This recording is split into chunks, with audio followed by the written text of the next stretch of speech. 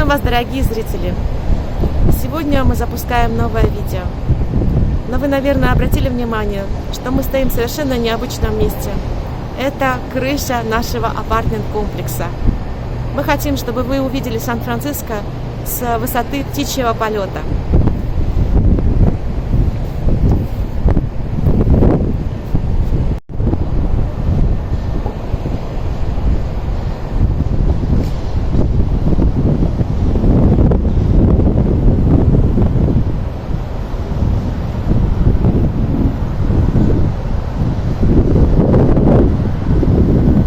Сегодня мы будем говорить о певце, в творчестве которого отразились все факты жизни американского общества с 1960-го до середины 80-х годов. Наверное, этот период времени в Америке можно назвать самым драматичным, но обо всем по порядку. Сегодня вы увидите еще несколько видео с улиц Сан-Франциско с живой музыкой и многими достопримечательностями. Да, я хочу вам напомнить, чтобы быть просто с нами, узнать больше об истории, культуре, обществе Америки, присоединяйтесь к нам. Просто подпишитесь. Система YouTube настроена таким образом, что вы можете поставить лайк, если вам понравилось наше видео. Итак, начинаем.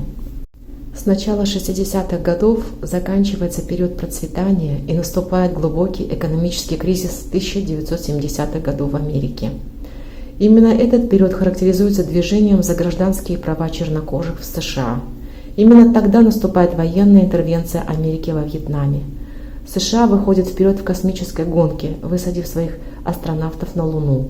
Резко чувствуется социальная напряженность, связанная с ущемлением прав женщин. Обостряется конфликт поколений, происходит сексуальная революция, распространяется употребление наркотиков и другие проблемы общества. Мне, человеку, рожденному и выросшему в Советском Союзе в атмосфере идеологии железного занавеса в отношении Америки, мне, человеку, пережившему все тяготы Горбачевской перестройки и последствий кризиса и коренных изменений в постсоветском обществе, мне, человеку, испытавшему в постсоветском, так называемом независимом Казахстане лживую политику Назарбаевского, обросшего коррупцией, кумовством, взяточничеством обществе, конечно, хотелось бы узнать об американском обществе, для меня новом, интересном. Просто сравнить. Ведь сравнение обществ, в которых ты прожил большую часть времени, и нового общества, в котором ты начинаешь делать первые шаги, это всегда интересно. Объективная информация об Америке, отличающаяся от субъективной информации советских идеологов, будет исходить от меня, от автора этого видео, живущего в настоящее время в Америке. Это, на мой взгляд, должно быть интересным. Находясь здесь, в Америке, в Сан-Франциско, ты воочию можешь понять и сравнить два полярных общества, две разные культуры, западную и советскую.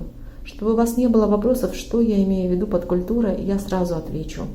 Мне очень нравится определение немецкого классического философа Шпенглера, который считал, что культура – это локальная принадлежность, которая имеет временную и пространственную определенность, лежащую в основе типа цивилизации, которая имеет периоды становления, расцвета и угасания. Вот через это понятие я буду объяснять мои ощущения американской культуры. Мы сейчас на Маркет-стрит. Это основная центральная улица в Сан-Франциско. Она начинается с Ферри Билдинг на Эмбаркадеро и заканчивается Портолло.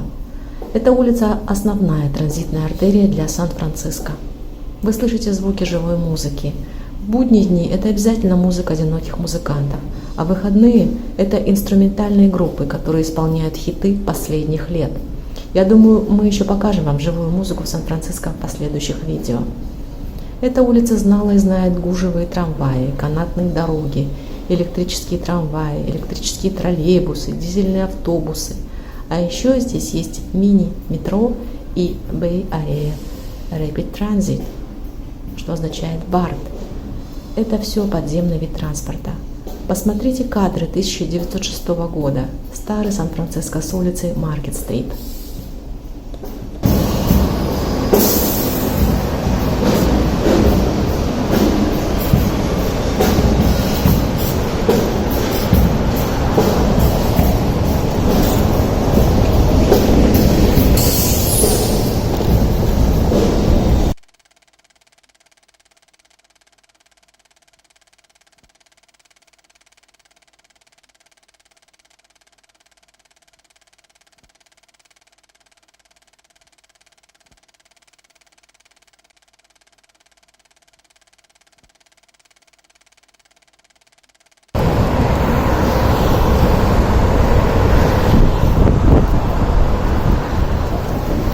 Дорогие друзья, мы находимся на Кастро. Кастро-дистрикт находится там, где располагается улица Маркет-стрит. То есть она начинается с Маркет-стрита. Так вот, город был переименован в 1847 году. В это время был заложен план многих улиц. В это время один из мигрантов, инженер Джаспер О'Фаррелл, заложил новую улицу Маркет-стрит. Она проходила через весь город. Землевладельцы, конечно же, восставали против. Они выходили с протестами. Но это уже не имело значения. Улица все-таки была построена.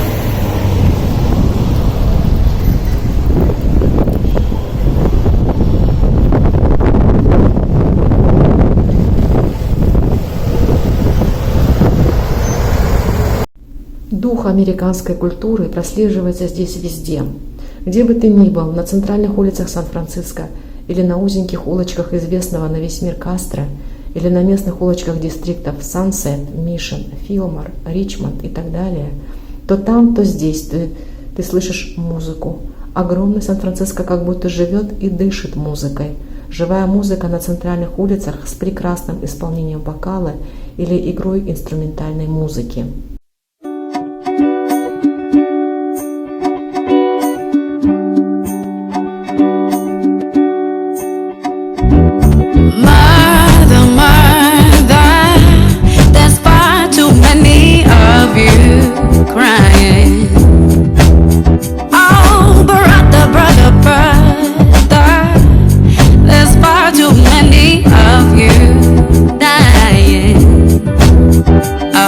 We've got to find a way to bring some love in here today.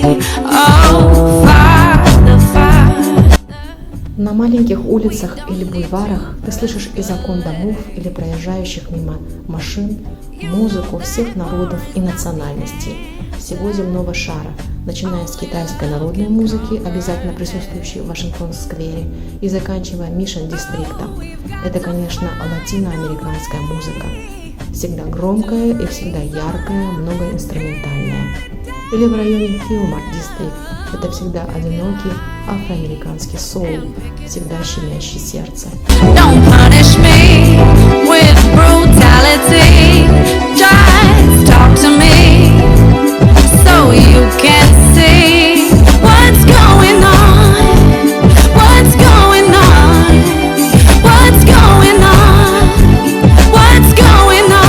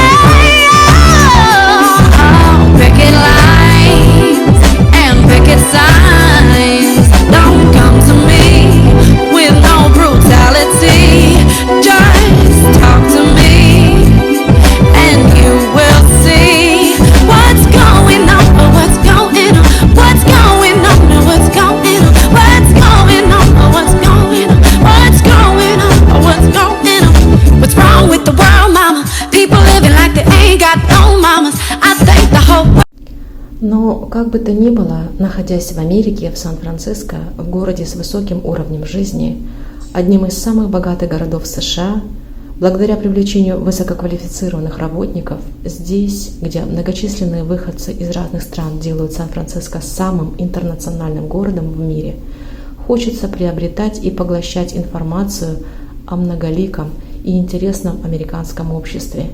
Есть большое желание глубже понимать людей и их историю жизни в этой стране. Как пришла мысль по созданию передачи о культуре Америки? Она пришла по мере создания передач о Димаше.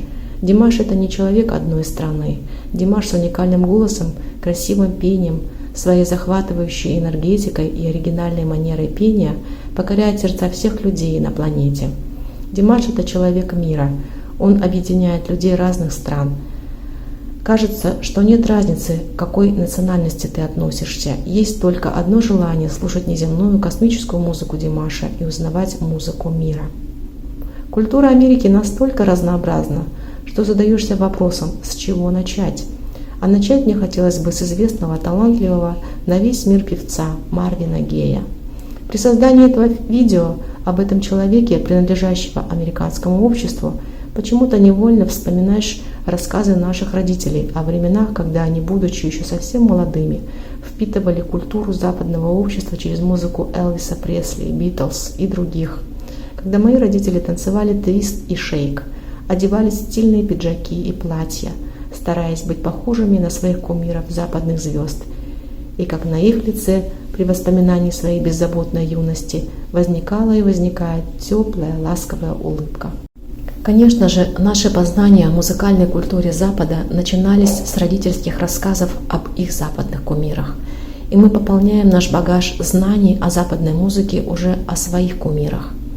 И сегодня, как я уже сказала, мы будем говорить о творчестве певца Марвина Гея, который вынужден был добавить букву «И» в конце своего имени, чтобы развеять слухи о его гомосексуализме и отличить себя от своего отца Марвина Гея-старшего, с которым он не ладил. С начала 60-х годов началась эпоха контркультуры. Началась всерьез с убийства Джона Кеннеди в ноябре 1963 года. Контркультура ассоциировалась с идеологией молодежного бунта, эстетикой хиппизма, новым левым сознанием и культурной революцией. Контркультура превратилась в столь масштабное и теоретически оснащенное движение, что отзвуки тех культурных потрясений до сих пор существуют в современной западной культуре. Контркультура – это своего рода гуманистическая революция. Именно тогда зашатались и начали рушиться устои традиционной морали. Это была подлинная революция, преображение жизни Америки и в области материального существования, стиля жизни, семейных отношений и личных свобод. В результате политических компромиссов была закончена Вьетнамская война, приняты суровые законы по охране окружающей среды, легализированы аборты. Именно в это время начинается известность Марвина Гея, альбом которого «What's Going On» вышел в список 500 величайших альбомов всех времен по версии журнала Rolling Stone. Этот альбом занимает 6-е место. Его называют одним из величайших поп-альбомов 20 века. Меломаны считают, что «What's Going On» обладает одним волшебным свойством. Сколько раз его не слушай, каждый раз он звучит свежо и иначе, чем в прошлый раз.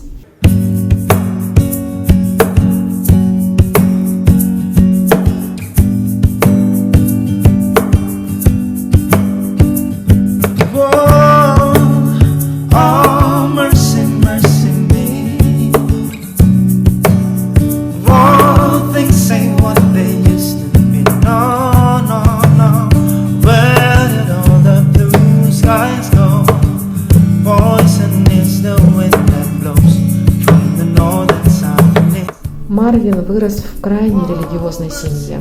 Атмосферу и правила в доме задавал его отец Марвин-старший, бывший глава церкви Дома Божьего, консервативного ответвления протестантизма, почитавшего Ветхий Завет наравне с Новым. С 4 лет Марвин пел в церковном хоре. Пение скрашивало шаббаты, во время которых отец подыгрывал ему на пианино. Сложно представить себе афроамериканцев, соблюдавших шаббат, но еще сложнее представить себе Марвина-старшего, который лупил своего сына за мельчайшие провинности. К 13 годам на теле Марвина не осталось ни одного дюйма, к которому Марвин-старший не приложился бы в праведном гневе. В 17 лет Марвин убежал из дома прямо в армию, из которой его быстро погнали за непослушание. Переехал в Детройт, некоторое время поработал сессионным музыкантом на восходящем музыкальном лейбле Motown и в кратчайшие сроки завоевал там авторитет.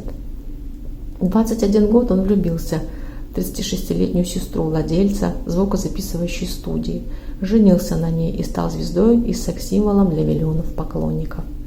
Расовый вопрос и гражданский бунт чернокожих, убийство Малькольма Икса и Мартина Лютера Кинга давно будоражили его душу, когда из Вьетнама вернулся его старший брат и рассказал о том, как на деле выглядит война.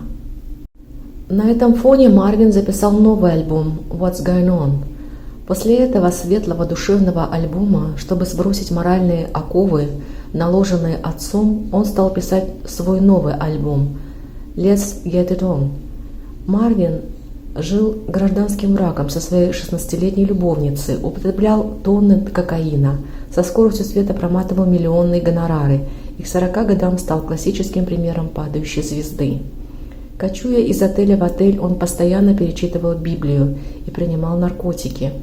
После отчаянных попыток вернуться на сцену и выпуска альбома с горящим названием «Sexual Healing», Марвин практически банкрот, переехал в дом родителей, который еще недавно подарил им на собственные деньги. Дом осаждали толпы поклонниц. Марвин-старший был вне себя, а Марвин-младший чувствовал успокоение рядом с матерью. 1 апреля, за день до 45-го дня рождения певца, его родители в очередной раз ссорились. Марвин вступился за родительницу и впервые в жизни ударил отца. Униженный отец побежал в соседнюю комнату, в которой хранилось оружие, подаренное Марвином. Марвин-младший упал на пол, и тогда его отец выстрелил еще 2 раза. Скорая привезла в больницу уже бездыханную звезду, и на этом земной путь Марвина Гея закончился. После убийства сына у отца Марвина спросили, любил ли он свое чадо. «Скажем так, я не испытывал к нему неприязни», — ответил тот. Отец представлял в жизни Марвина некую ветхозаветную фигуру, строгое карающее начало, чью любовь отпрыск должен завоевать и удержать. Однажды на пике своей карьеры Марвин пришел в родительский дом, швырнул перед отцом чемодан с миллионами долларов и спросил: «Ну что, отец, теперь ты доволен мной?» Отец с презрением посмотрел на деньги и ответил ему цитатой из Библии: «Какая польза человеку, если он приобретает весь мир, а душе своей повредит?» С раннего детства музыкальная гармония была для Марвина отдушиной от строгости и жестокости родительского дома. Повзрослевший Марвин не отверг религию, которая отравила ему детство, а через музыку донес лучшее из того, что он понял. Злость – это глупость, а любовь – мудрость. Музыка Марвина Гея основана на соул, что означает «душа», которая возникла в афроамериканской музыке как логичное продолжение госпелов, музыки, исполняющих на церковных службах, и ритм-энд-блюза, прародителя рок-н-ролла и фанка. Марвина Гея называли принцем соула. В своих песнях он пел не только о проблемах общества, но он активно подключился к афроамериканскому освободительному движению. Марвин Гей хотел быть чернокожим Фрэнком Синатрой, первоклассной звездой для слушателей обоих цветов кожи. Поэтому он страдал от того, что официальные поп-премии ему стали вручать только в 80-х, когда его карьера уже катилась ко дну. Он внес значительный вклад в общественное признание чернокожей музыки, став главной звездой первой крупной звукозаписывающей компании афроамериканского продюсера Берри Горди. Первым на этом лейбле он записал свой протестный альбом «What's Going On?», благодаря которому через год мэр Вашингтона объявил 1 мая днем Марвина Гея.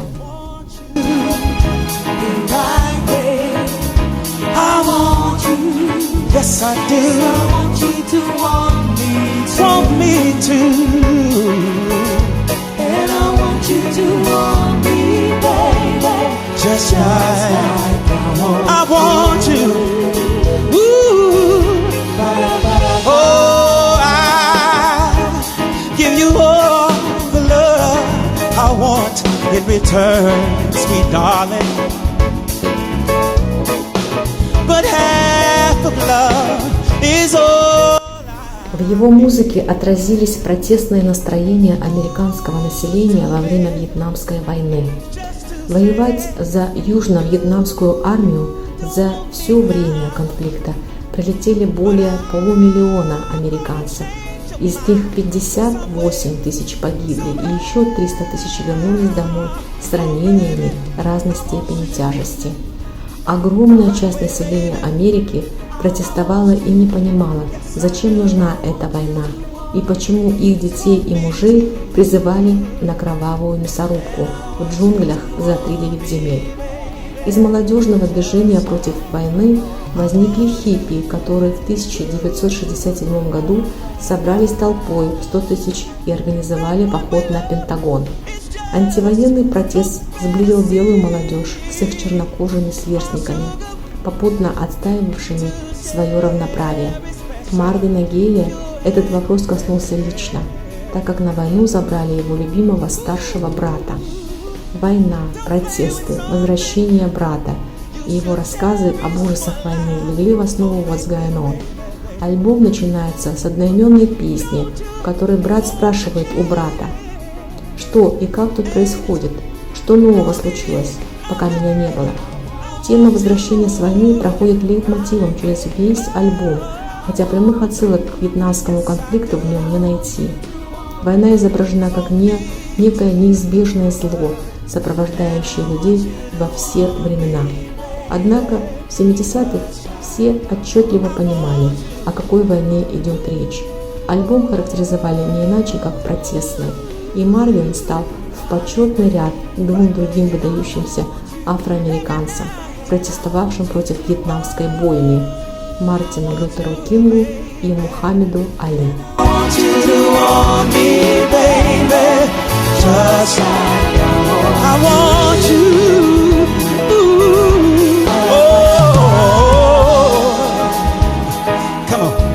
Put your hands right here, guys. All right. Oh, baby. If you got somebody that you want, and it gets down in your bones. Every night I want you, baby. А еще в его творчестве отражены проблемы, связанные с экологической катастрофой. В песне «Merci, merci me» он поет: «Куда делись голубые небеса? Ядовитый ветер дует с севера, и с юга, и с востока. Пощадите, пощадите меня». Экологические проблемы у Марвина Гея носят духовный характер. Если копнуть глубже, человечество не хочет жертвовать сегодняшним днем и собственным комфортом ради дня завтрашнего и благополучия наших потомков. В песне «Save the Children» Марвин напоминает о том, ради кого есть смысл опомниться и начать жить более разумно и любовно. Ради детей. Способность пожертвовать сиюминутным ради будущего других, еще совсем крошечных людей, открывает дверь в бесконечность, название которой – любовь. Но кому какое дело, кто вообще пытается что-то поменять в этом обреченном на гибель мире? Звучание альбома переполнено надеждой и оптимизмом, верой в любовь и будущее. Вернемся к песне «What's Going On». Содержание этой песни как собственное понимание жизни. Марвин всю жизнь страдал от собственных ошибок и хотел исправиться. Свое пристрастие к наркотикам он пытался компенсировать страстью к спорту, которым в детстве ему запретили заниматься.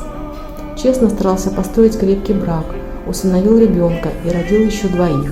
Однако больше всего он преуспел в компенсации общего чувства греховности, засаженного в него отцом и авторами Библии. Это искушение пришло к нему через «What's Going On». Музыка этого альбома помогает нам иначе взглянуть на проблемы нашего времени и приносит духовное облегчение, пишут эксперты.